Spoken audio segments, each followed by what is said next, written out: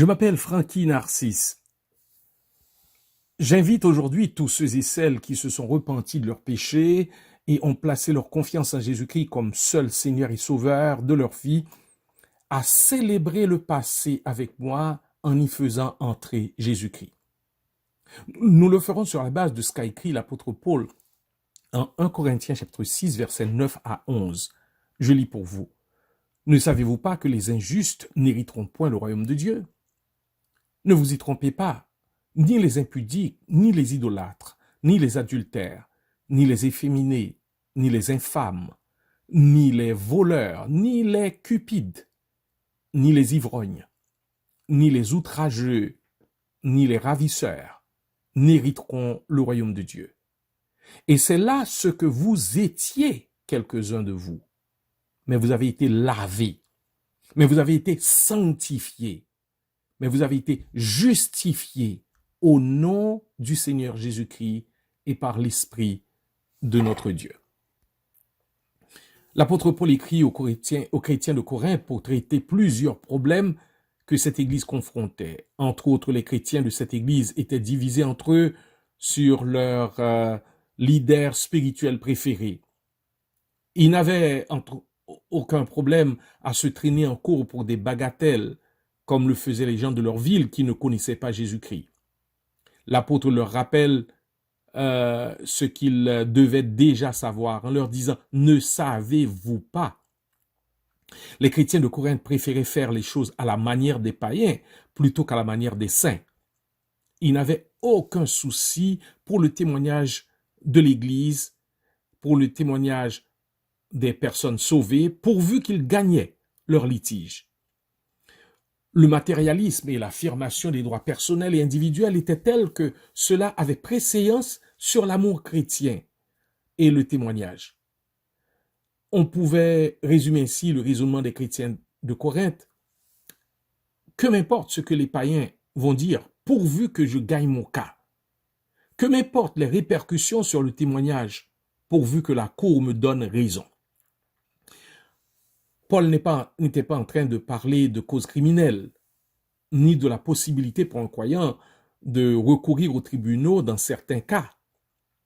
Il en a lui-même appelé à César dans sa cause contre les Juifs qui voulaient sa mort à tout prix en Acte 25, versets 10-12, et face au système judiciaire et politique qui faisait passer le temps par opportunisme dans l'intention de soutirer quelque chose de lui. Ce qu'il dit, c'est qu'il est inadmissible que les chrétiens intentent des procès les uns contre les autres pour des trivialités, des bagatelles. Parce que l'Église était devenue charnelle, les chrétiens filtraient les mouches et avalaient les chameaux. Ils étaient indifférents face à des péchés criants dans l'Église, comme celui de l'homme qui était avec sa belle-mère, qui vivait avec sa belle-mère et qui avait pris sa belle-mère comme femme, mais il ne pouvait souffrir quelque perte que ce soit. C'est souvent le cas quand la charnalité s'introduit dans l'Église.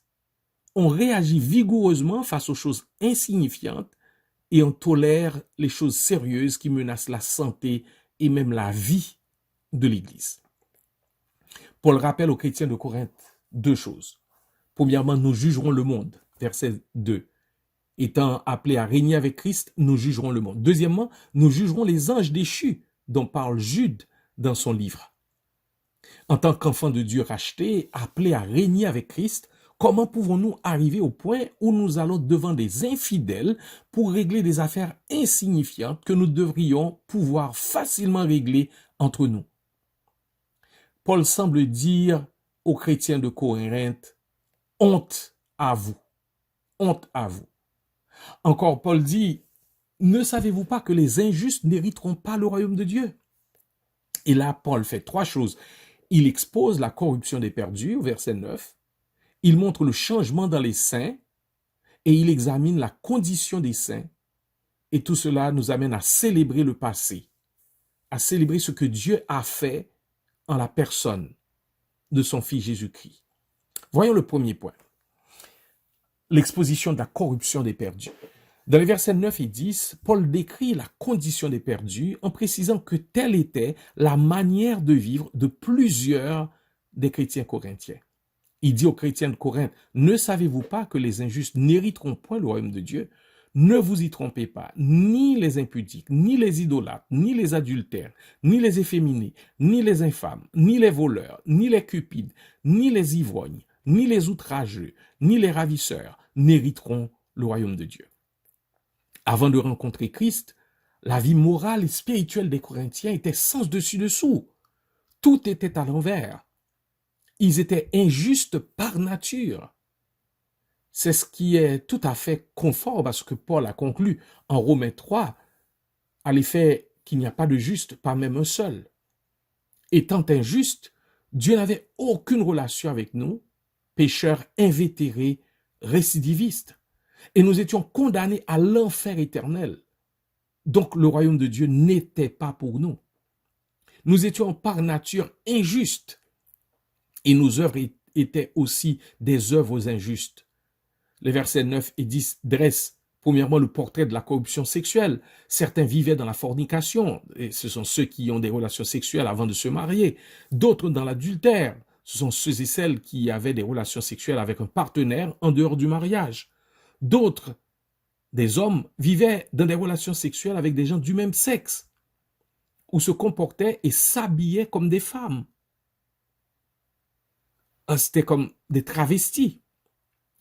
Et Paul dresse aussi dans ces versets le portrait de la corruption spirituelle. Il parle des idolâtres, ceux qui adorent et se prosternent devant de faux dieux, des idoles. On pouvait ne pas se prosterner devant des idoles de bois et de plâtre, mais toute personne et toute chose qui occupe la place de Dieu dans la vie d'une personne est une idole. Troisièmement, il dresse le portrait de la corruption morale et sociale. Certains étaient voleurs, ils prenaient ce qui ne leur appartenait pas. D'autres étaient cupides, donc ils aimaient l'argent. D'autres étaient des ivrognes, ils étaient esclaves des boissons fortes. D'autres étaient outrageux, ils détruisaient autrui avec leur langue. D'autres étaient ravisseurs, ils volaient indirectement ou prenaient avantage d'autrui. Paul ne dit pas que c'est là ce qu'étaient et faisaient autrefois tous les chrétiens de Corinthe. Il précise, c'est là ce que vous étiez, quelques-uns de vous. Ces mots de Paul permettent de dire que tous les chrétiens, avant leur conversion, n'ont pas mené nécessairement une vie dépravée comme celle qu'il vient de décrire. Cependant, son enseignement dans la lettre aux Romains permet d'ajouter que même la personne qui a mené une vie décente et morale ne se retrouve pas moins dans la conclusion de Paul en Romains 3, verset 23. Tous ont péché et sont privés de la gloire de Dieu. Éphésiens 2, versets 1 et 2 dit « Nous étions tous morts par nos offenses et par nos péchés dans lesquels nous marchions autrefois. » Cette corruption des perdus, nous y avons tous participé à des degrés divers. Et si devant les hommes, certains pouvaient paraître plus acceptables que d'autres, pour Dieu, nous étions tous des morts. Certains en état de décomposition avancée, d'autres moins, mais tous des morts spirituels. Il n'y a pas de célébration possible du passé sans une prise de conscience de cette condition misérable, sans apparente solution qui était la nôtre, et sans l'intervention qui l'a radicalement changé. Nous pouvons voir maintenant le changement dans les saints. Paul dit, c'est là ce que vous étiez, quelques-uns de vous. Mais, il y a là un mais, M-A-I-S, un mais qui compte. Soulignons le temps du verbe être. Il est à l'imparfait. Et l'imparfait qui marque le passé. Ce que j'étais, je ne le suis plus maintenant. On a affaire ici implicitement à la doctrine de la régénération et de la conversion. Wayne Grudem définit la régénération comme l'acte de Dieu par lequel il produit une résurrection spirituelle en nous, nous faisant passer de la mort à la vie. Il y a un changement extraordinaire qui s'est opéré. Et ce changement est positionnel, personnel et concret. Il est positionnel, avons-nous dit? Oui, nous étions autrefois injustes. Nous ne pouvions pas nous tenir devant Dieu. Et en 2 Corinthiens 5, verset 21, Paul nous dit que celui qui n'avait point connu le péché, Dieu l'a fait devenir péché pour nous, afin que nous devenions en lui justice de Dieu. En Jésus, positionnellement, la justice même de Dieu, celle de son Fils, nous est imputée, de sorte que lorsque Dieu nous voit, il nous voit non point couverts de péché, mais revêtus de la justice parfaite de son Fils, bien-aimé Jésus-Christ. Il y a un changement positionnel dans notre vie. Nous sommes en Christ et en lui, nous ne sommes plus des injustes, mais des justes, des saints. Il y a aussi un changement personnel et concret. Paul, en disant quelques-uns de vous, souligne que ce changement a été personnel et concret. Le salut produit un merveilleux changement dans la manière dont on vit. Des gens qui étaient autrefois des ivrognes sont aujourd'hui de bons maris et pères que ne redoutent plus femmes et enfants. Des gens qui avaient constamment des conflits avec leur entourage sont devenus des artisans de paix. Des gens qui avaient constamment des démêlés avec la police sont devenus de paisibles et bons citoyens. Des gens qui causaient embarras aux membres de leur famille font maintenant la fierté de la famille. Des gens qui empruntaient et ne remboursaient pas, maintenant ne doivent plus rien à personne si ce n'est que l'amour. Des parents qui étaient un mauvais exemple pour leurs enfants sont maintenant d'exemplaires parents à qui leurs enfants veulent ressembler. Voilà ce que l'Évangile produit. L'Évangile produit un changement personnel, un changement concret, un changement visible, un changement évident. L'apôtre Paul expose dans ce texte la corruption des perdus, montre le changement dans la vie des saints. Enfin, il examine la condition des saints. Troisièmement, il examine la condition des saints. Au verset 11, Paul nous dit que notre salut non seulement nous change, mais aussi est un package qui nous rend complets en Christ.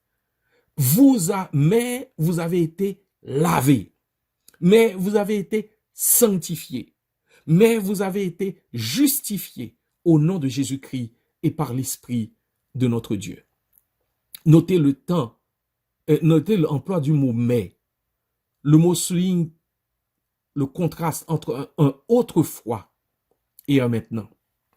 Peu importe ce qu'ils étaient autrefois, ils ne le sont plus positionnellement et ni pratiquement les mêmes, ils ne sont plus les mêmes à cause de l'œuvre de Jésus-Christ et de l'Esprit de Dieu en eux. Déballons un peu les cadeaux dont parle l'apôtre Paul. Soulignons que tous les verbes employés par Paul sont à la voix passive. Cela veut dire que ceux qui en bénéficient subissent l'action plutôt que de la faire. C'est le Dieu trinitaire qui fait l'action. Nous n'en sommes que les bénéficiaires. Premièrement, nous ne sommes plus les mêmes. Nous avons été lavés. Ce que Paul dit, c'est que toutes les choses honteuses, viles, que nous avions faites dans le passé ont été lavées et pardonnées. Nous avons reçu par la régénération la purification. Dieu nous a sauvés, non à cause des œuvres de justice que nous aurions faites, mais selon sa miséricorde, par le baptême de la régénération et le renouvellement du Saint-Esprit, comme nous le trouvons en Tite chapitre 3, verset 5. Toutes les saletés et toute la pollution du passé ont été lavées, non par le baptême d'eau, mais par le baptême de la régénération. Si vous êtes troublé, torturé par votre passé, vous qui vous êtes repentis et qui avez placé votre confiance en Jésus-Christ, vous avez besoin de vous rappeler que vous avez été lavé, vous avez été purifié. Deuxièmement, nous ne sommes plus à nous-mêmes. Nous avons été mis à part pour Dieu. C'est ce que signifie le mot sanctifié. Quand Paul dit vous avez été sanctifiés, nous sommes par position mis à part pour Dieu. Nous appartenons à Dieu. Il nous a réclamés comme siens. Peu importe ce que vous pouvez penser de vous-même, la réalité, c'est que vous êtes un trophée de la grâce de Dieu. Non seulement vous êtes mis à part pour Dieu, mais par son esprit, il vous rend capable de vivre une vie sainte. Voyez 1 Pierre chapitre 1, verset 16. Troisièmement, nous sommes déclarés justes. Condamnés que nous étions par notre condition d'hommes et de femmes injustes, par la foi, la justice de Dieu nous a été donnée, de sorte qu'il n'y a plus aucune condamnation pour nous. Il n'y a plus aucune accusation pour nous. Il n'y a plus aucune séparation pour nous qui sommes en Jésus-Christ. Alléluia! Dieu ne nous voit plus comme des pécheurs, mais comme des saints, des justes en son Fils, Jésus-Christ. Oh, que c'est extraordinaire! Parce que concluons, parce que nous sommes purifiés, nous pouvons expérimenter maintenant une libération réelle de la culpabilité pour nos péchés du passé.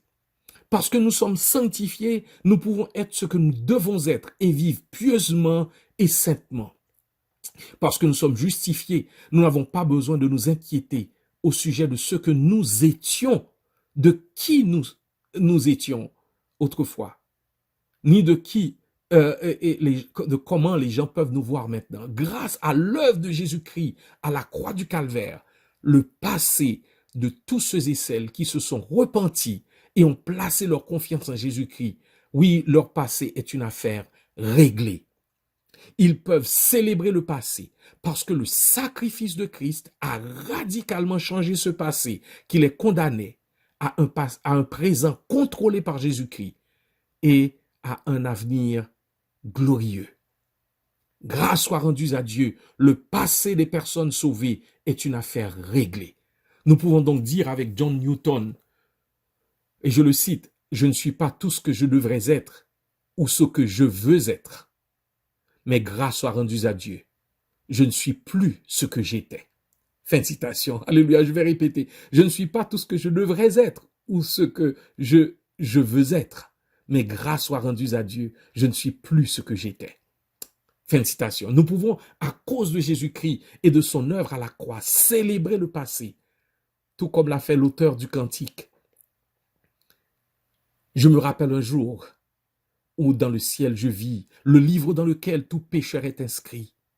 Je vis mon nom très clair, je dis mon Dieu, que faire? En tombant à ses pieds, je réglais mon affaire. Mon compte était très lourd et je voulais toujours, quand j'étais égaré, pécher plus chaque jour. Mais quand mes yeux s'ouvrirent et je vis mon état, je me jetai aux pieds du Sauveur à l'instant.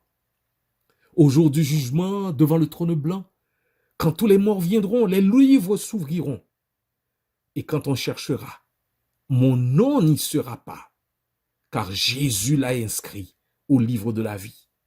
À l'instant, oui, le vieux compte fut réglé à l'instant. Je ne suis plus effrayé. Ma dette est déjà payée. Et mon compte avec mon juge est tout réglé. Que le Seigneur bénisse sa parole dans votre cœur. Vous qui avez placé votre confiance en Jésus, et vous qui ne l'avez pas encore fait, ce passé peut aujourd'hui devenir aussi pour vous une affaire réglée si vous vous repentez de vos péchés et si vous placez votre confiance en Jésus-Christ comme votre seul Sauveur et Seigneur. Bonne journée à vous tous.